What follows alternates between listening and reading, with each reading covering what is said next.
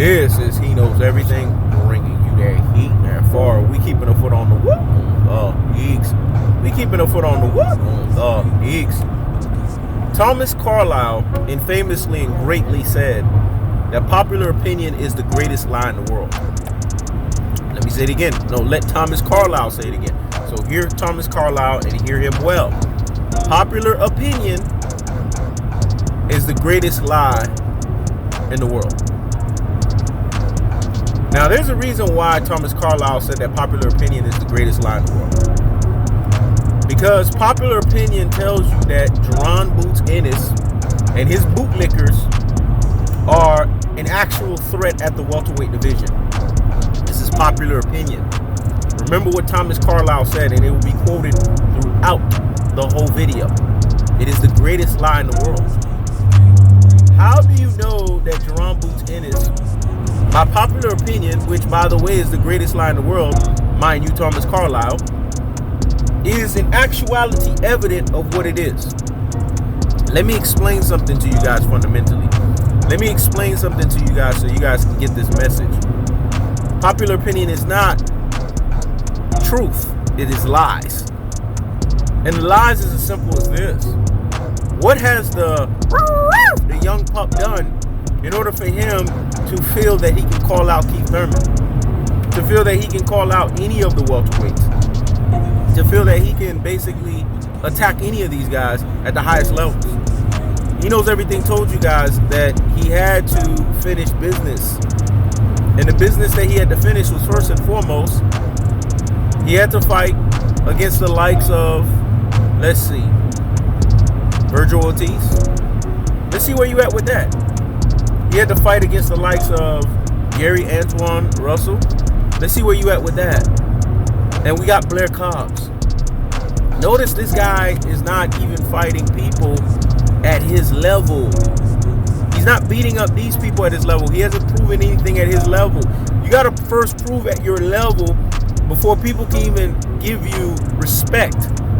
Before people can even say, you know what, you've put in the work.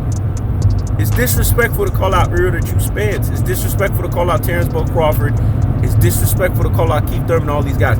See, I'm not Jaron Ennis, but if I was in his position, which we clearly think differently, I wouldn't be looking at Errol Spence and all these guys.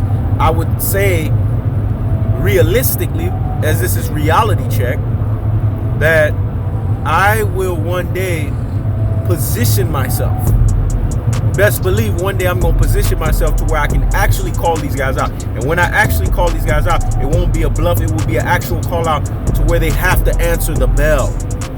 Now, if he says and he talks that way, then he gains all of the respect in the world. But talking the way that he's talking right now, and basically fashioning his idealisms and his thought process the way that he's fashioning it after not doing anything, it's lazy as fuck. This is the problem with this cookie cutter generation. Let me say it again. This is the problem with this cookie cutter generation. They don't want to do shit. They don't want to put in the work. They just want to go out there and basically showcase to you that they can deliver the goods off of the strength of them thinking they can just deliver the goods. It doesn't work like that.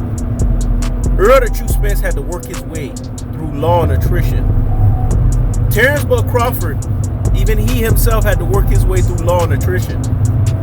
Notice, I don't get caught up into this whole cockamamie nonsense of Terrence Bud Crawford and racism and all that, because I know that's bullshit and fuck shit. But what I will tell you, and what will be evident and what will be truth-telling fashion is as simple as this. That when it's all said and done, we have to look at the reality. We have to look at the totality. We have to look at the finality, and we have to look at the conclusive state of things.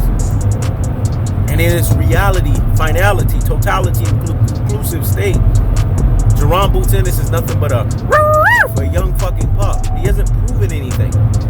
You have to prove something in order for something to prove itself right back to you. Woo. Dropping gems and jewels, man. Get the notepads out and get to the damn scribbling. And like a turkey, gobble the shit up. You have to first prove something in order for something to prove itself to you.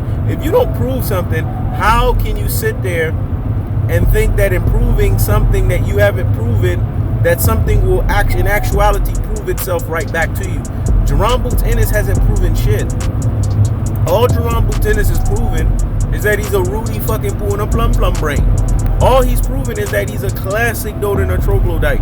All he's proven is that he's an ultra fanboy with the ultra fanboy rhetoric. A lazy as fuck boxer that has done nothing of heavyweight lifting denotion, even in his ranks, even amongst his own peers. You got a Blair Cobbs that called you out. Everyone keeps saying, well, Blair Cobbs is not worthy. He's a number 42 ranked welterweight.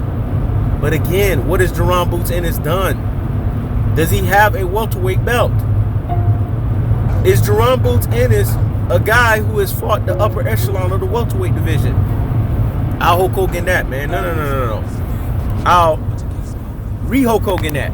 If Jaron Ennis hasn't done this, then what the fuck are we talking about?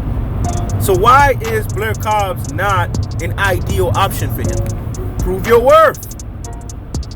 Do your heavyweight lifting. Stop being lazy. Do your heavyweight lifting denotion. This is the problem with this current generation. They're lazy as fuck.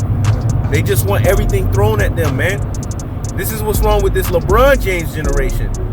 They just want to sit there and have everything given to them without even actually going out there and putting in the fucking work. Earl the True Spence earned his keep at the welterweight division. He put in the work. Terrence Bud Crawford earned his keep. He put in the work. Your Dennis Ugas earned his keep. He put in the work. Keith Thurman earned his keep. He put in the work. So how does the young pup in Jaron Ennis all of a sudden gets to get to where he's getting to? That makes absolutely no sense.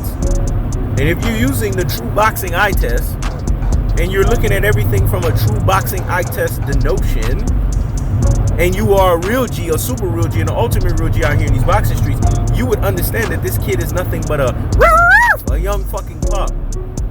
See, YouTubers, chung YouTubers, have propped this guy up and given this guy some false sense of identity, some false sense of verification, some false sense of certification, and some false sense of authorization. This is why these chung YouTubers are not respected. When it comes to boxing, they're actually laughed at. Because people can't respect something that doesn't even respect itself. Let me say it again. People won't respect something that doesn't even respect itself. Respecting yourself is respecting the fact that you understand that Jaron Ennis has to put in the fucking work. Not understanding this, not coming to the conclusive state of this, showcases that you're a brain full of mush and a brainwashed dodo head. It showcases that you're a boxing casual and you in actuality don't know shit about the sport of boxing. Blair Cobbs called this man out. Not one, not two, but 3 times. Let me say it again. Not one, not two, but 3 times. So if Blair Cobbs called him out, if you want smoke, it's free, but you can't smoke for free. If you want smoke, it's free, but you can't smoke for free. If you want smoke, it's free, but you can't smoke for free. If you want smoke, it's free, but you can't smoke for free. So if you want smoke, it's free. But the smoke got to charge, tax, bulldoze, and steamroll and plow through your rabbit ass. He asked for the smoke. And he's willing to be charged for the smoke that he has. That's the cool party. That's the unadulterated. That's the cutthroat teller fashion. So Jaron Ennis, his popular demand, his popular opinion, is the greatest lie in the world. Thomas Carlyle said it. So hear Thomas Carlyle and hear him well. Maya Angelou said it best. When a person shows you who they are the first time, believe them. So what's a Thomas Carlyle telling you that popular opinion is the greatest lie in the world? Always a Thomas Carlyle telling you that popular opinion is the greatest lie in the world. And what is the popular opinion that's the greatest lie in the world? That Jaron Ennis is what you guys erroneously think that he is. Is what you guys through naivety think that he is. And what you guys through rubbish thinks that he is. When it's all said and done, Blair Cobbs called you out. Are you going to answer the bell, or are you going to continue to fucking duck? He even gave you a date, March 11th. Irie keeps the foot on the what? Higgs. Irie keeps the foot on the what? Higgs. This is He Knows Everything. Check it out.